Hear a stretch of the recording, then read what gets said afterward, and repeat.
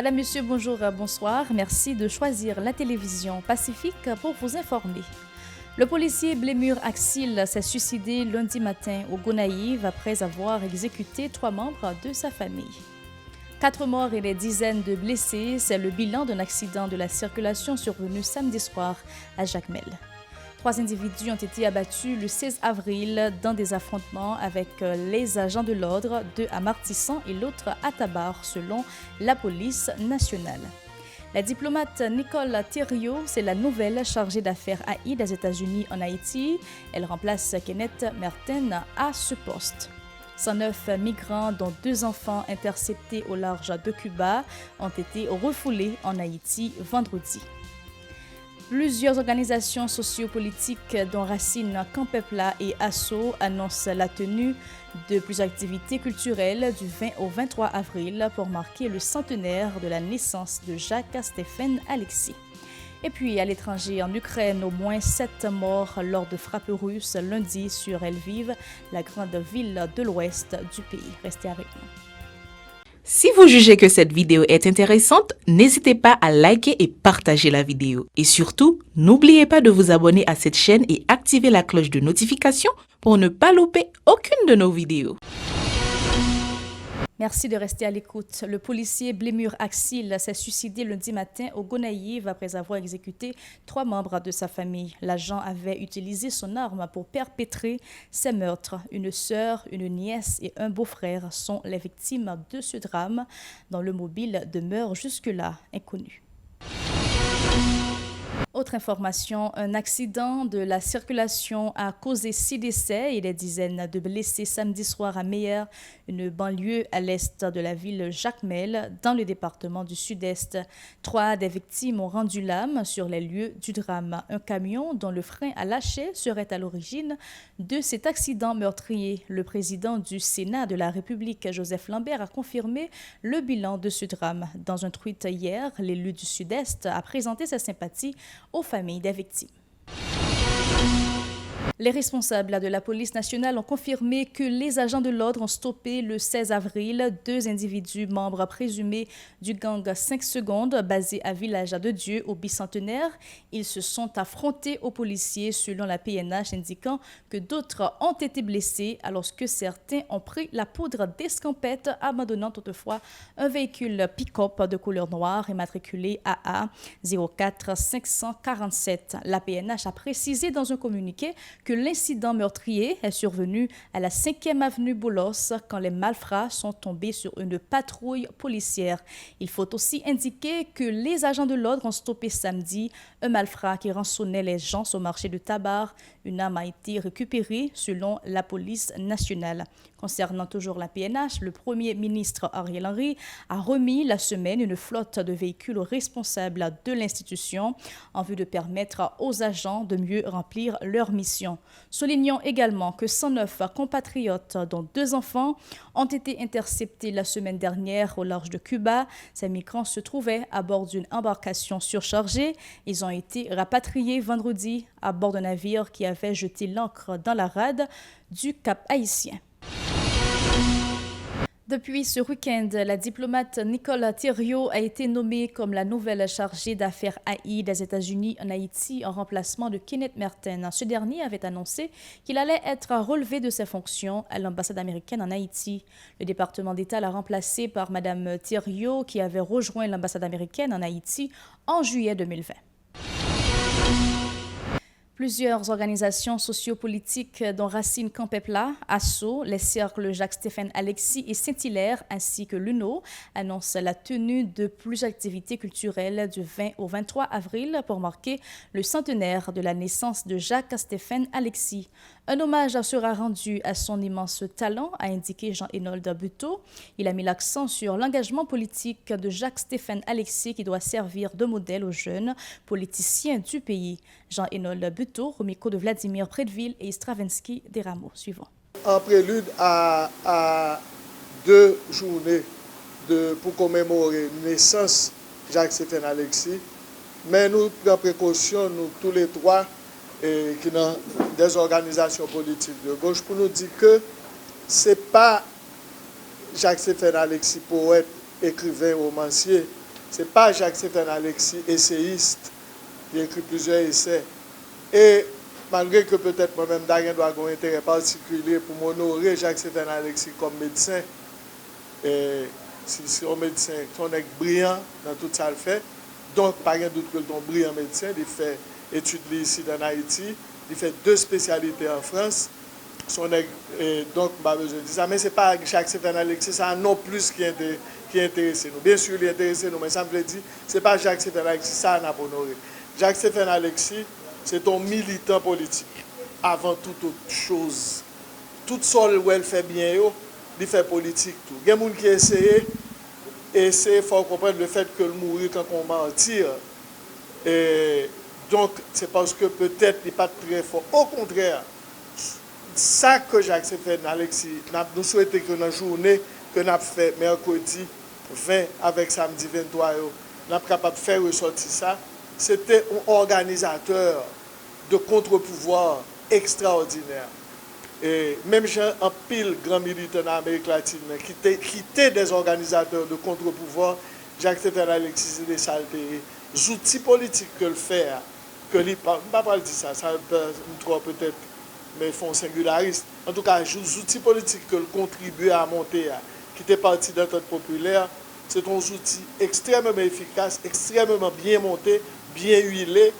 Donc, c'est Jacques-Stéphane Alexis ça qui est intéressé nous. Pour sa part, Camille Chalmers a mis en exergue l'immense contribution de Jacques-Stéphane Alexis à la culture et à la politique du pays. Il s'était engagé au niveau de plusieurs syndicats en vue de l'amélioration des conditions des étudiants, notamment ceux de la faculté de médecine de l'Université d'État, a souligné le professeur Chalmers. Il a fait remarquer que Jacques-Stéphane Alexis était un intellectuel hors pair dont l'œuvre mérite d'être appropriée par la jeunesse. Camille Chalmers, toujours au micro de Vladimir Pridville et Stravinsky Derambo. Il est extrêmement important que nous honorions mémoire Jacques-Stéphane Alexis.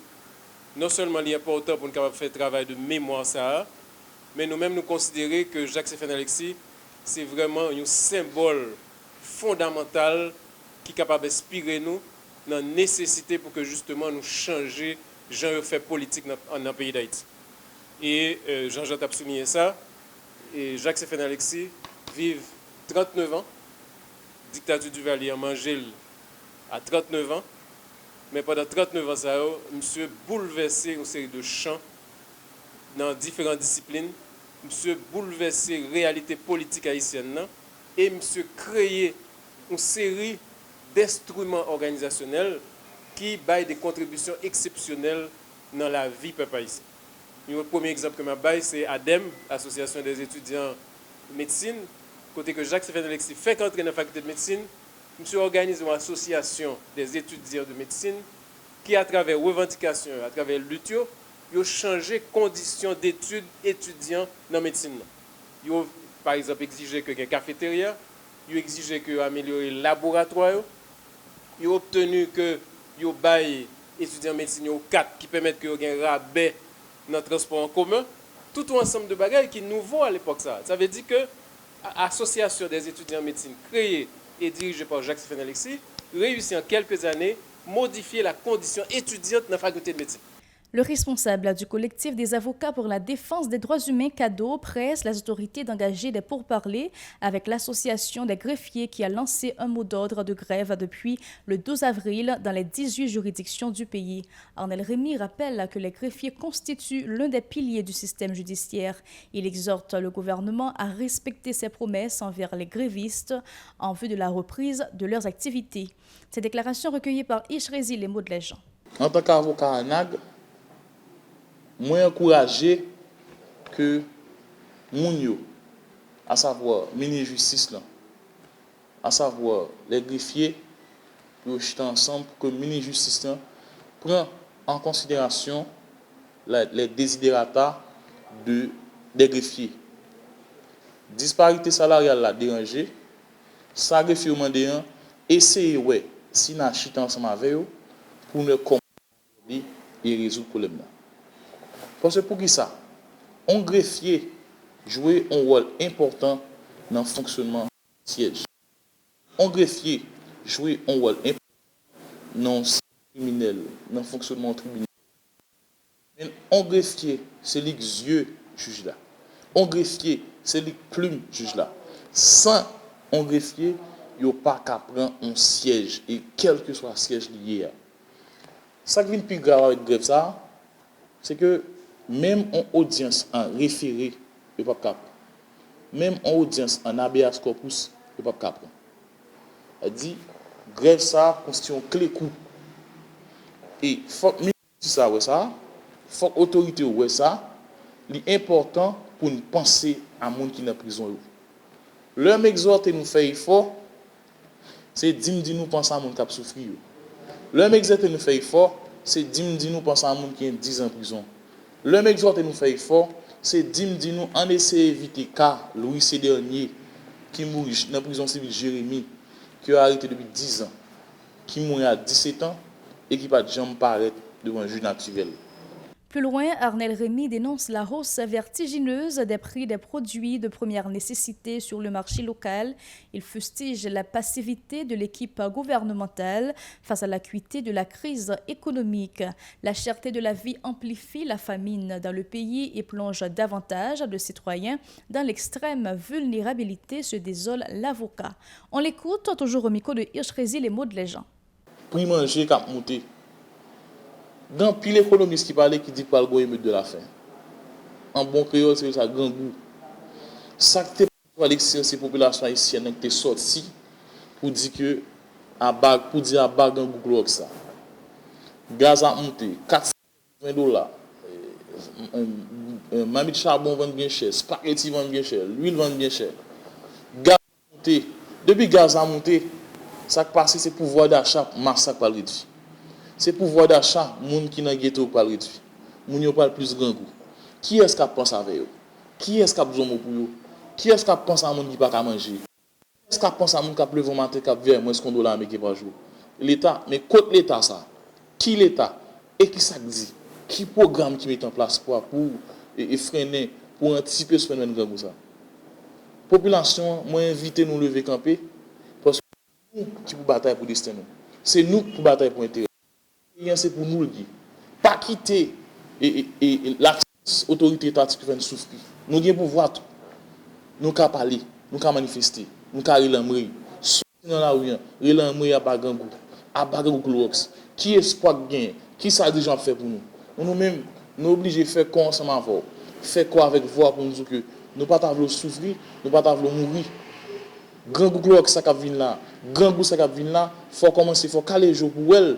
Et c'est pour commencer, prendre des dispositions pour là-bas dirigeants, même si il y a prendre des dispositions pour freiner les gangois, pour anticiper ce que vous faites, mais si vous n'êtes pas capable, vous mettre des missions.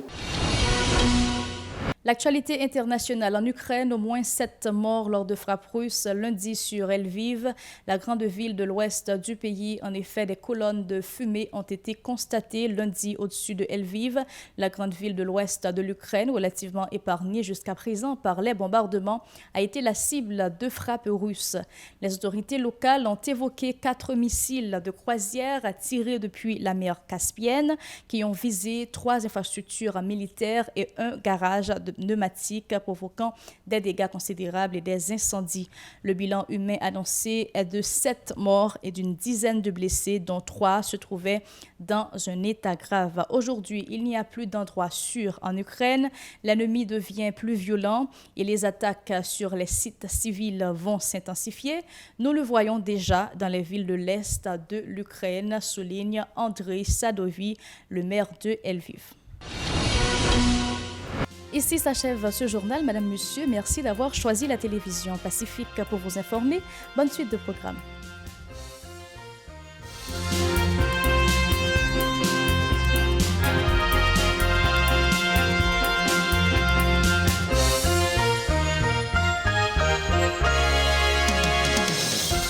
Si vous jugez que cette vidéo est intéressante, n'hésitez pas à liker et partager la vidéo. Et surtout, n'oubliez pas de vous abonner à cette chaîne et activer la cloche de notification pour ne pas louper aucune de nos vidéos.